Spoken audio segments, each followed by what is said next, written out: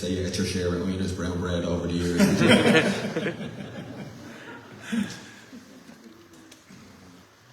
Don't be nervous, Colm. Don't be nervous. I was just saying about John Cohan about those writing sessions in Headford. You know, John Cohan might be the best critiquer of work I've ever come across. Because he never turned up, I don't know if that's a fact or not. Very good, very good.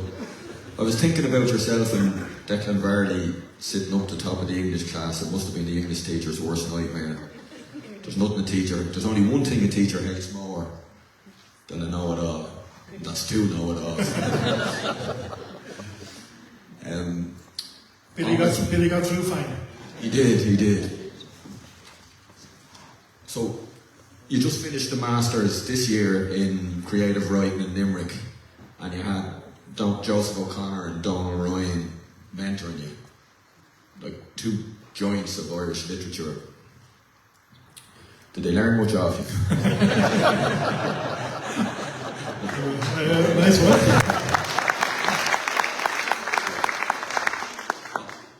All messing aside, like, what was that like? What were they like, or what did you get from that? They were incredible.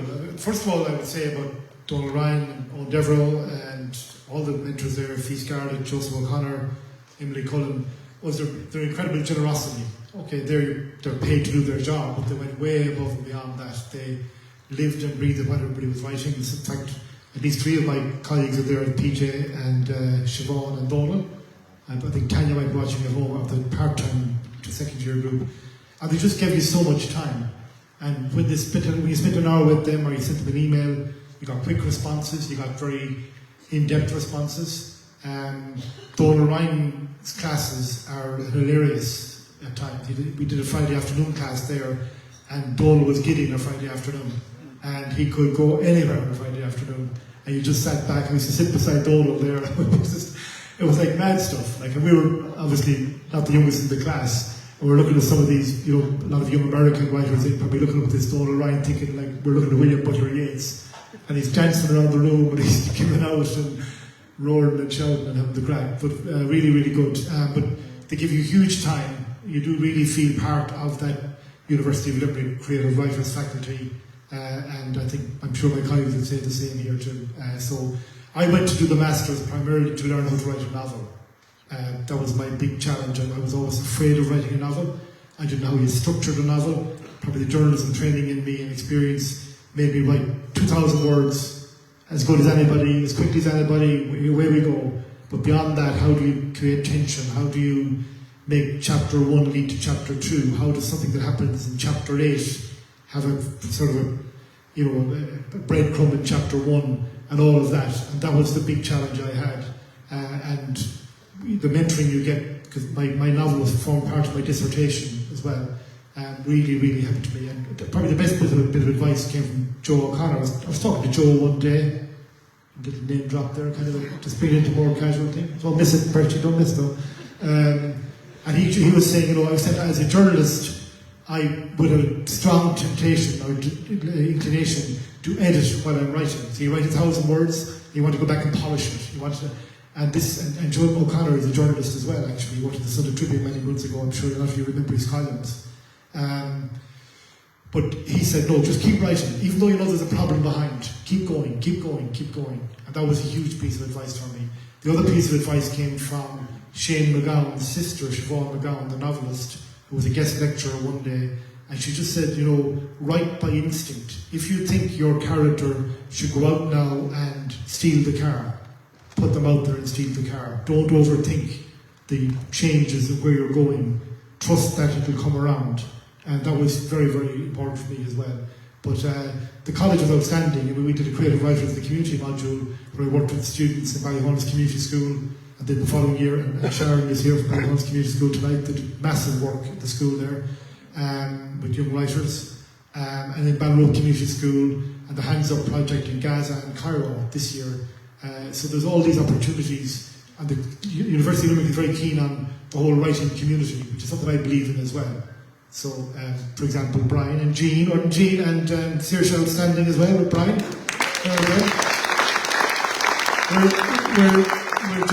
hoping that Jean will develop a little bit of confidence that will stand for her in life. But if she can get that at all, I think she's a great chance. But she's Morris's daughter, so she'll get it. Don't worry. I see Morris is doing Movember. Mother of God, do you ever see anything like it? Go ahead. I was thinking, you know, horns are cute. Morris started Movember last year, by the way. He's still at it. Horns are cute enough without, you know, a Kerry horn is going to be a sight to behold, I'd say. Morris coaches the Kerry under 20, but we don't speak about that at all. It's not a real thing at all. Moving on, just on this book, like, I'm reading your stuff for 10 years, life sentence. But this book in particular, like, there's a chapter there about a man driving a travelling shop with his 9-year-old niece from Manchester through the west of Ireland countryside, and it covers the people, the day they put down, the people they met on the day, and I just found it very evocative and moving, and just a different level to. And this isn't meant to be disrespectful to the second chance. Not that you'd mind being disrespectful. No, but it's genuinely not. It looks to me in a very short space of time like your writing has developed hugely. How did that happen? Well, the course, practice anyway, first of all. You should be getting better. I think you do most things. That's what practice is all about.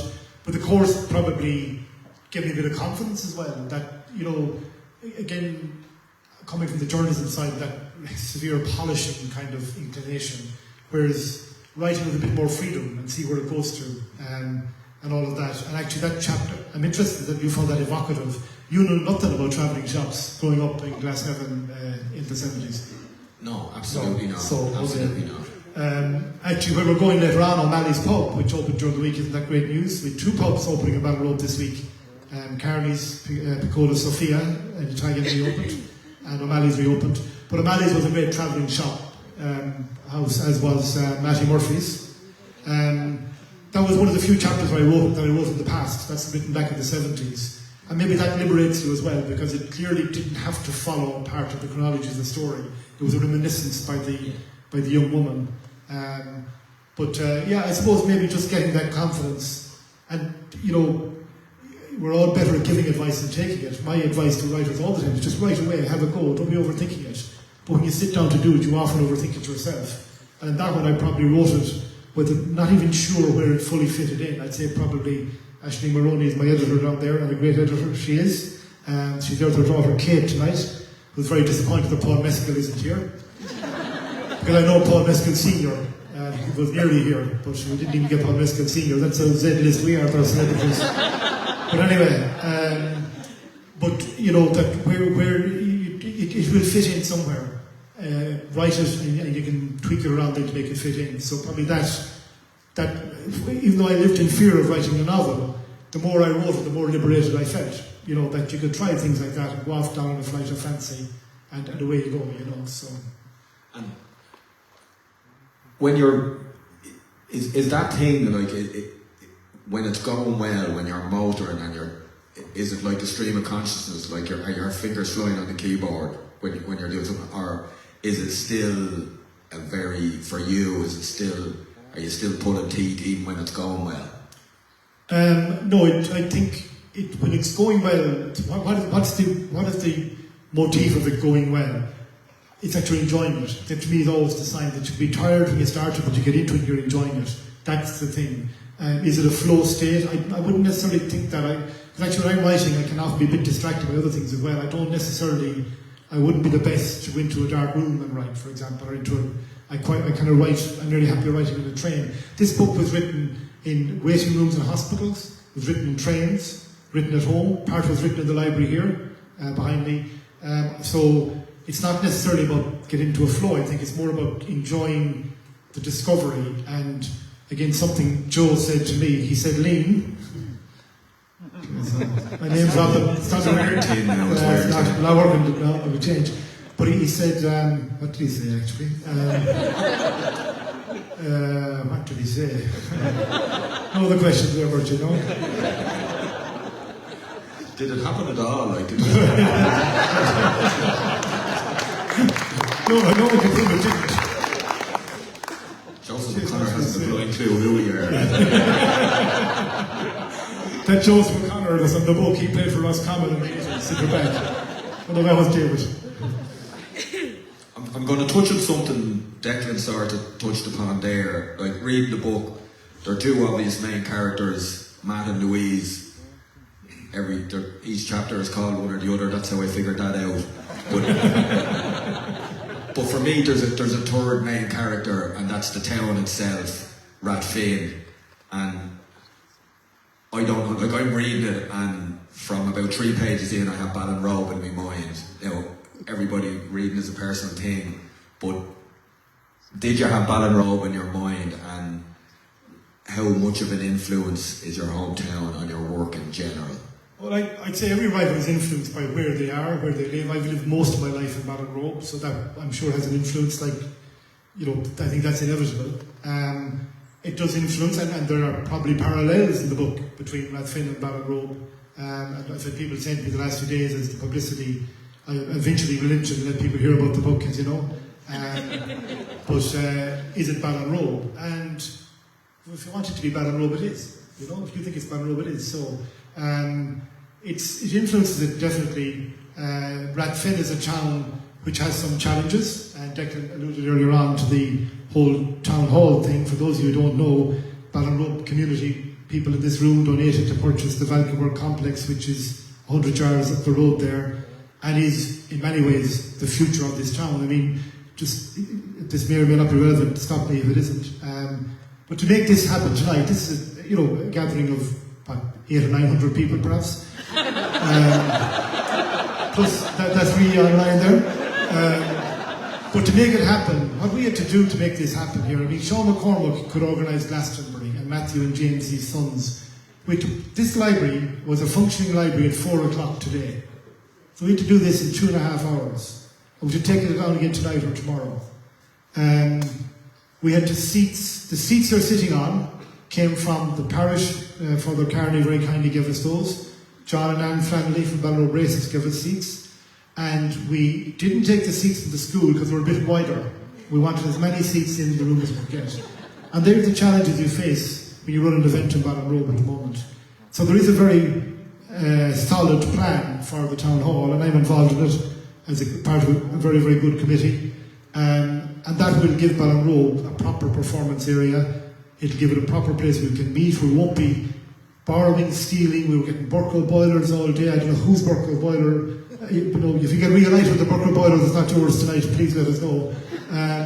But that's going on every time anything is done in Ballinrobe. The music society had to drape curtains up in the school to keep the sound quality right.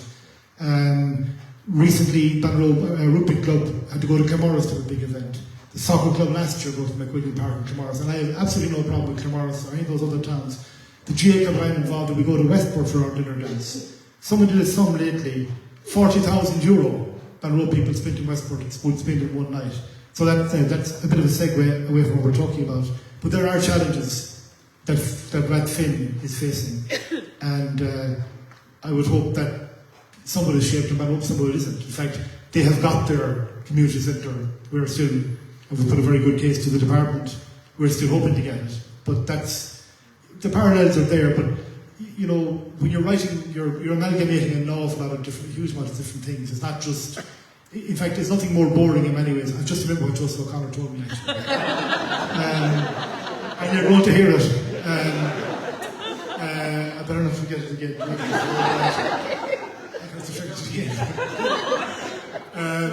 But when you're faithfully reproducing, it can get boring. So you have to amalgamate. So it's a bit of Ballinrobe, it's a bit of Clamorris, it's a bit of Clonborough, it's a bit of this, a bit of that. What Joseph O'Connor said was, and this was also one of the big pieces of advice, even though he's a planner himself, but you write with curiosity. You don't have to know exactly where you're going, and that was a huge thing for me as well. I could start a chapter, I could start a book, without exactly knowing where you're going. Whenever I over-planned as a writer, I generally didn't finish it because I lost interest myself. I needed to have the curiosity. And something happens later on in the book, probably the only twist in the whole book, whereby I didn't know that was going to happen. I was lovely that it happened. It's kind of a little bit of a mug, perhaps. So to write with that curiosity is a big part of it as well. So. And would that be nearly counterintuitive to your journalistic training, yes. where everything has to be planned? That's the thing. Journalism, you do the inverted pyramid, the who, where, why, what, when, how, and now. You have to get in early, get the news in there, hopefully, and nowadays it's hard to hold readers. Now it's much more, writing creatively, and particularly in a novel form, is much more of a meander. But you still have to have something for people to hold on to. And that would be my challenge. I could meander away off there into the ether and bring nobody with me. So in the novel, to try and thread it through as well was my big challenge, to keep something there that was sustained throughout the novel, without just becoming, he said, she did, he said, she said, he did, kind of a boring chronological approach. So. Just when you mentioned the community centre, I was working out the questions to ask you with my wife Shirley, who's from close by. Yes, I've heard of her, yeah. And everybody's heard of Shirley. Yeah. And if you haven't, but they didn't write you in. And I was saying to her, is there a bit of trouble Ballinrobe with the community, because the community centre is a big part of the book. When I asked her about it, she said, "Geez, don't go near that, they could take the head off you." Yeah. I was steering well clear of the community centre, but anyway, would you do a read? We were maybe. I thought you'd never ask. Yeah. I was thinking I might have said to somebody today, I might start on a page and read backwards, just to make it really interesting. I'll actually read that section, which I thought I'd actually thumbnailed earlier on. So bear with me. And ask me something else there, Burtchaell, what I'm trying to find it here. Okay, so you've written short stories, a short novel. Are you going to write a real book next? One you can colour in, is it? I put my hand out to be slapped there, fair enough. It is here somewhere. What is a real book? Who knows? And isn't that the great thing? MacDonald is launching a book called Dark Rooms, and he has written many novels and short stories, and this time he's doing a book of short stories about Ballinrobe. And I think probably that's the great thing about writing. You can go wherever you want to go. You can go wherever you want to go. If I could just go here now to this place. Well, we're there, just looking at Mayo in general, Sally Rooney, Colm Burtchaell, and others. Is there something in the air there? There just seems to be a lot of Mayo writers coming to the forefront. There is. There's probably is Declan Varley as well too. There's on the first Monday of every month, the Linen Hall Art Centre in Castlebar do an open mic. We can come in and read for up to 5 minutes. Brian Joyce and I go regularly. John Cohan talks about going regularly. About 40 people turn up to that, would you believe? And that's something really interests me. All these people turning up, writing, many of them not getting published, their work not getting out there. And while every writer says they write for themselves, they also want to hear people to hear it. So, on that tone, on that note, this is chapter 9, which is called Louise. As is chapter 11, 13, 15, 17. The travelling shop generated a symphony as it fought the incline. The road narrowed and Louise imagined... she's a young girl now looking... She's back from Manchester as an adult, but she kind of half grew up around Rathfin. She spent her summers here and that. So. The road narrowed and Louise imagined they were driving back through centuries. That was the great thing about being 11. The paved road gave way to a rougher track. To the performance was added another instrument, the brushing of the mid-road green grass against the underside of the low-set van. It was adventures like these that Louise recounted to her school friends when she went back in autumn. Even those who also spent their summers in Ireland were unable to match her stories. "Keep your eyes open around the next corner," said Tony, the sliding door alongside his driver's seat fully open, the glory of an Irish summer's day spilling in on top of them. The view was the most spectacular Louise had ever seen. They'd risen much further up the mountain than she'd realised. Below, the islands of the lake stood proudly on their own, each its own republic. To the left, the mountain curled back as if wrapping a long arm around her. The song playing on the radio was Blanket on the Ground, It would remain an integral part of this memory all through her life. At 11 years of age, you bookmarked little enough. You were going to live forever, remember.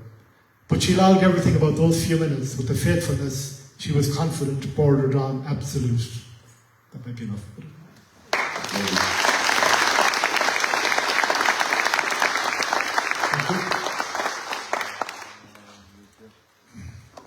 Just a quick one. The title, when I saw it on the way out, I'll have to be honest, I said, here comes Horan with another tale of death and bereavement and another Grim Reaper special.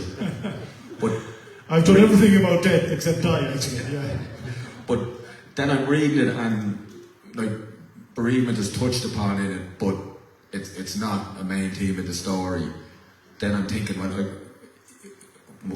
what I was thinking then is it about the decline of a small town, like, or you know, where did the title come from, I suppose? Well, again, it's wherever people want it to come from. I know one of my great early readers, Mary Halligan, would have said, "Oh, I don't like that title." And some people don't like a title like that. It's like some people don't like to see a coffin around. They're very, very superstitious about that. I decided on the title early on, and I saw no reason to change it. Okay, so what's on the way out? Is it the town? Is it Louise's shop? Is it Matt's old life? Is it one of a number of things, you know? And what does on the way out mean as well? I mean, I could say hello to Peter Ford on the way out here tonight. Is he still here, Peter, by the way? He was in the viewings earlier on. Come on, Peter. They were off the rugby earlier on. They had a good I'd like to be with them. But what does on the way out mean? Do you know what I mean? Like, so it probably is a bit of a mug, because the story, while there is bereavement there, is not actually really about death at all. And I think there's some optimism in the story as well, but pragmatism as opposed to some blind optimism. So it's a bit like when you name characters, it's very hard to change them. You don't like changing them. You kind of form some sort of relation with the character or the title, and you don't want to change that. Do you know what I mean? And that's the way I would have felt about that as well. And actually, I think it's a distinctive title. I don't know what people think, but most people here haven't read the book yet, but the title, it seems to trip easy enough off people's tongues, which I think is probably a good thing, you know. So yeah, it's not about death per se, but death is part of life as well, so there is some death there, yeah. I wouldn't fully sort of abandon my death roots, you know. Shirley, your good wife, I sent her a story once, and I sent her the story from kind of a love scene, you know, and I said, Shirley like that, I'll put a poop now. And she says, it's great, Jesus, finally a story not about death. I said, Shirley, this is chapter 2. Chapter 1 was about death.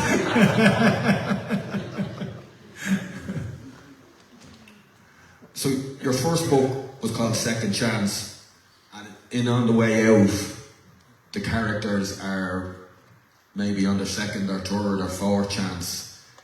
Is it a recurrent theme in your work, and is it based, like, is it to do with personal experience or anything like that? Where it's definitely I remember in a lot of the short stories, and it's definitely a big theme in the novel. Yeah, maybe I'm on my last chance. Yeah, probably, you know, at the age you're at, you know, I'm not old per se, but there are probably a lot of people here who think I am old. Alva, do you think I'm old? You probably do. She's 19 or 20. She probably thinks I'm old. But you probably get a bit more reflective as you go along. And I do, I suppose, have this view that life is for living. And one of the things I really detest is ageism and any sense of people's age being a barrier to anything. And so I'd like to, in this, hopefully create characters who have a lot of living in front of them, have decisions to make, who are real people, to use that probably modern cliche now, who've got real agency about themselves, you know what I mean? And I think it's a terrible thing to take that from anybody. And it's an even worse thing to surrender it yourself. You know, I remember one time telling a friend of mine that I was involved in a play, and we arrived home at 6 o'clock in the morning. This man was 65 years of age. He said, we got home at 6 o'clock in the morning. He said, now you're living, you know. And I think that's probably part of what I believe, and that probably comes out of my writing. And that, you know, while we might look old and grey and wrinkled, and we probably do, you have other, you know, you have life to live, you have always something to do, and, you know, hopefully, so that does come through. That would be a theme of my work, right? Yeah. Definitely. It reminds me of a story. Shirley's getting an awful lot of mentions here, but we were at a wedding maybe 10 years ago, and there was a bachelor, it wasn't an uncle of Sheridan's, but there was a bachelor uncle at our tables, and he started telling us about going to the dances in the McWilliam in Claremorris. It was middle. It's called something like that, yeah. Yeah. And Shirley asked him, what sort of women would be at that? And he went, well, it wouldn't be their first time down the river. She had a bachelor uncle as well, though, too, hadn't she? But that's another story. Yeah.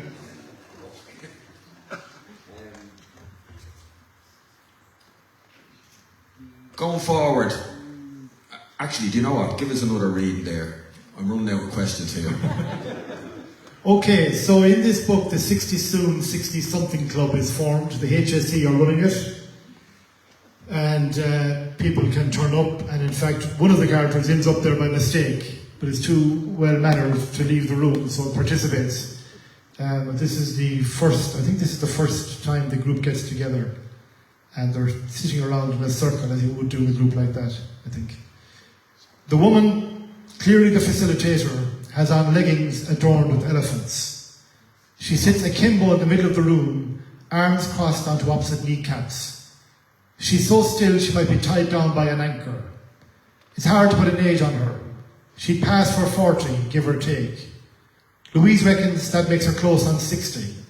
The physical embodiment of what life might become for all of them after the 12 weeks of mindful breathing, cooking good food, and what? Talking to trees, if you dare to dream, that is. Or will the glowing face, the washboard stomach, and the arse that can rightly be described as pert, a word Louise has only ever seen in books, usually ones she doesn't finish, just send them the other way? Will it plant them deep in the very self-doubt that brought them here in the first place? She's often joked with the girls about RTE choosing Catherine Thomas as the presenter on Operation Transformation and not a pick on her. The room isn't much warmer than outside. The other 60 soon, 60-somethings sit around, anxious looks on them as if expecting bad news. Everyone is female, bar Annie's husband. He hasn't settled in since he arrived late. He doesn't strike her as the sort of man who'll usually arrive late. If he wished he were somewhere else, what's he doing here in the first place? She's not exactly buzzing herself, but you have to put on her front.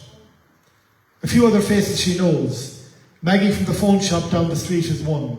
She's what, a few years older than her? She's known her for years and years. Maggie's old Gahan Lane stock, but they're not closed. She hasn't only the shop, she had only had the shop a couple of years, and the traders group hasn't been active in that time. COVID killed so much. That's from chapter 3, entitled Louise.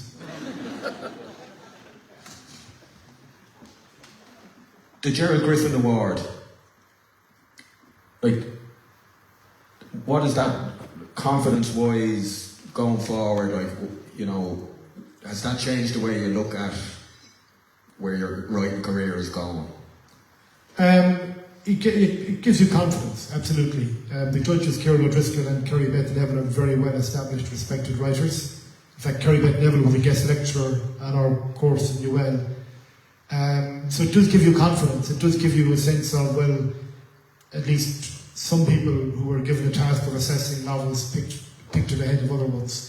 And I met a woman lately who got a €10,000 bursary for artwork. She's an artist, visual artist. And I said, what's the money worth to you? In terms of, I was thinking about getting a studio or whatever. She says, it's not worth near as much to me as the books to my confidence. And I think that's the part of it. And, you do doubt yourself. Every writer doubts themselves. Every writer thinks mine is no good, and then they say when you're writing, don't read one of the good writers, because you never write anything. So Joe said to me, that's okay, Liam, I'll read your stuff when I'm writing, there's no problem there. But, so it does give you the confidence that you have something to say, and you're something unique to what you're doing. Would I give up at all and go writing for full time? No. And even if I was getting huge money for doing it, I don't think I'd do that anyway. I think it's good to live life and draw from that. So in fact, all the lecturers I mentioned in our college are all writers, but they all lecture and mentor as well. So I suppose probably A, because it's hard to make a living as a writer, but B, I think it keeps them in touch with something other than just their own writing. Do you know what I mean? So, but it's a huge boost. And I really commend Dominic and Patrick and all the crew from Limerick Writers Centre, because when you're starting off, my colleague on the course, Monica Key, sent me the link to, and I'm grateful to her for that, sent me the link to the Facebook page promoting the competition. And I was actually involved in the Mayo team last year, and I was in a hotel room in Dublin, and Giles Warrington, who's at the rugby game, so I can't be here, heard me get out of bed at 5 in the morning, because I'm an early bird, as you know, to go downstairs and start work on this competition. So that's another place where the story was written. And you know, it's like, where do you go? Where do you go to get your novel read? They're talking earlier on about all these people writing stuff and not getting it out there. It's a kind of a travesty, you know, in some ways. So in that regard, it's great that they run that competition for unpublished novelists. You know, most competitions are for novels already published. This is a great thing they do, and I certainly got a huge amount out of it. And you know, even as you said tonight, it's a celebration. Tonight's not just a launch; it's a celebration of an award. So that's great. I'm all out of questions, and O'Malley needs to be closed if we keep going much longer. So I'm going to pass over you. You want to say? I want to just thank a few people, if I could. Really would. I'd like to thank the library here, Mary Farrer. Great to see Mary back at work, isn't it? Let's give Mary a round of applause. And Charlie Leader and Austin Vaughan, the library here as well. I mean, we would have nothing if we did this thing here tonight. It's just outstanding what they're able to do, what they allow us to do here tonight. I'd like to thank my wife Noreen. She always...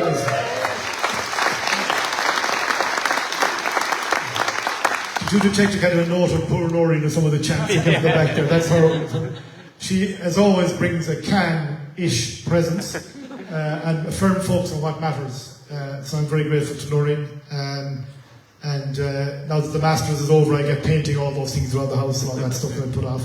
I'd thank Aisling... Jobbeens, yeah. I'd like to thank my colleague and friend at the WDC, Aisling Maroney, my editor, unfailingly clear-minded and thoughtful, which you need in an editor, well able to say what she does or doesn't like, but does it in a way that doesn't destroy you. So I'd like to thank Aisling, to give a round of applause for Aisling if we could too. And if you forgive me, I've got to go through a lot of names very quickly. There's a huge effort went into tonight, and I'd like to just thank all these people, give them a round of applause at the end. They all did marvellous stuff. Alva O'Loughlin here, Billy Hourigan, all the way up from County Cork, Brian Joyce, our reader earlier on, Bridget Robertson, Carolina Batista is not here tonight, but I hope she's watching online from Budapest, Catherine Sweeney, Emer Halligan, Emer Riley, Ethan Donnelly, Jerry Donnelly, our stream merchant. Jerry's a man who denies he's a pillar of the community. That's his exact stance about the world. But we all know he is. Grania Halligan, John Culhan, Catherine Butler, Maeve Fearig, Mary Halligan, Michael Sweeney, Nuala Gilligan, Oisin Halligan. Now you know why the crowd is so big. They're all working. Sean and Matthew and James McCormack. If you want a job done, head down the Clongowler Road. Yeah, they do deserve a round of applause. You should head down the Clongowler Road, but the job done by the time you get there, they're so efficient. Sheila Gilligan, Pat and Mick Donlan from Robe Cinema. Again, this is what we should do here in Ballinrobe. This is a cinema as well. This was yesterday used to show Paddington and some other film to young kids in the school, because when they're putting up this, they're trying to make 2 days of it. That's what we're trying to do in Ballinrobe, which is why we really need to get this town hall done. People might be wondering what's happening there. There's a very good plan with the department, a 300-page plan with the department. We've raised a lot of money locally. What I would like, if I have one ask, and is it appropriate for me to have an ask, I'm not sure, I'd like local people to really just get behind it, talk about it, be curious about it, tell people who matter, we need this. Yes, it's a few million quid more than we thought, but in 5 years' time, let alone 25 years' time, that few million quid will be wiped out. It'll be irrelevant. Who remembers Des May back in 1980 or 81 on TV, challenging Bill Scott, the prodigious letter writer of the Irish Times, with a £20 note? Who remembers that? Michael Sweeney, you remember that. Margot, you remember that. He held the £20 note up to Jim Fahey and the screen and said to Mr. Scott, who decided during that time of 3 elections that the sports centre for Ballinrobe was a white elephant. He held up the £20 note and he said, I defy Mr. Bill Scott to find one community anywhere else in Ireland that has invested more in this. And that finished the debate. And I think we're at that crossroads here now in Ballinrobe as well. When we have the Valkenburg as a town hall, the secret sauce there is that there are 9 or 10 bedrooms in there. And people say, why is there a bedroom in a town hall? Because we can. because there are already bedrooms there. But the beauty of that is those bedrooms will sustain the town hall. This will be a big project, a big elephant of a project, but it will not be a white elephant. It will not be a white elephant. And that's the message we need to start thinking about. Okay, we're on the committee. We're 13 years at it. You might say we're slow, okay? We've 6 months now, I believe, to really make this happen. And the few million quid extra needed is a drop in the ocean. And it's like a referendum. It's yes or no. There isn't another town hall coming next week. There isn't a hotel coming the following week. So that's I really would say to people, let's get there now. Let's put the word out. Ballinrobe has bought this place. Ballinrobe wants to have this. It will revolutionise our town. And I won't go any further on the next remark. Just think about us not getting the Valkenburg redeveloped. Just think about that, what that would mean for this town. We are draining our town dry by going to other towns which have better facilities than us. We need to start keeping those 40,000 euros I talked about earlier on in Ballinrobe. And I'd like this very representative audience here tonight, and I know all of you are on board for that anyway, to bear that in mind, if that's okay. Thank you.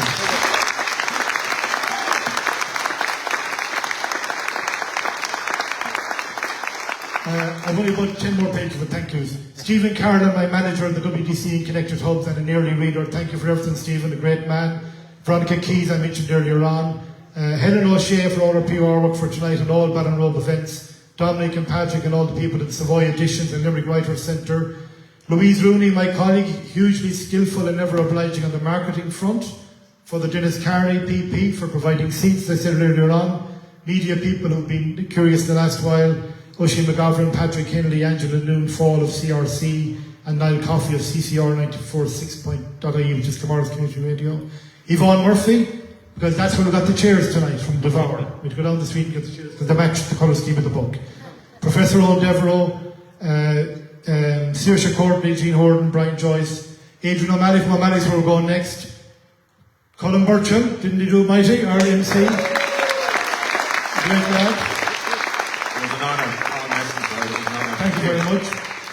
We've done our bit for resettlement of the Dubs down here, and also finally, and I hope I haven't mentioned anybody. There's lots of people who are mentioned in the book here as well, and some of them are here tonight. See Helen Bree there, Cassius Zia, Mary Halligan. I should really read them out. I might do that in a second if you bear with me, because it's important. I think people get.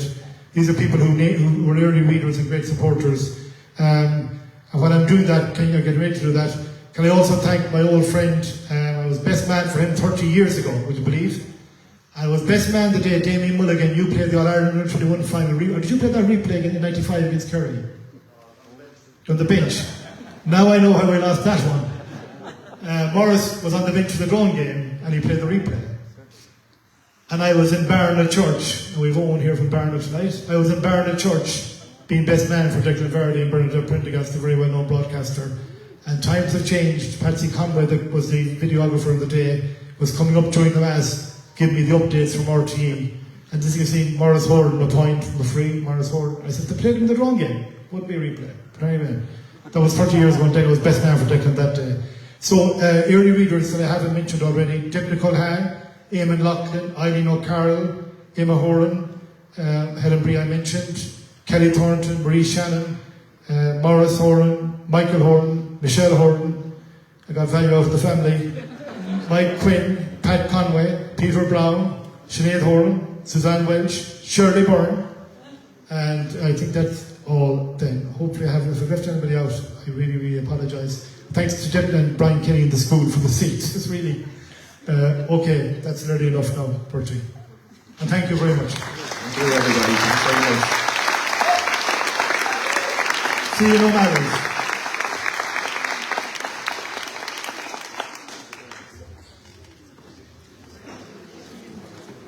Drink a bit of wine before you go there too, there's plenty of it left.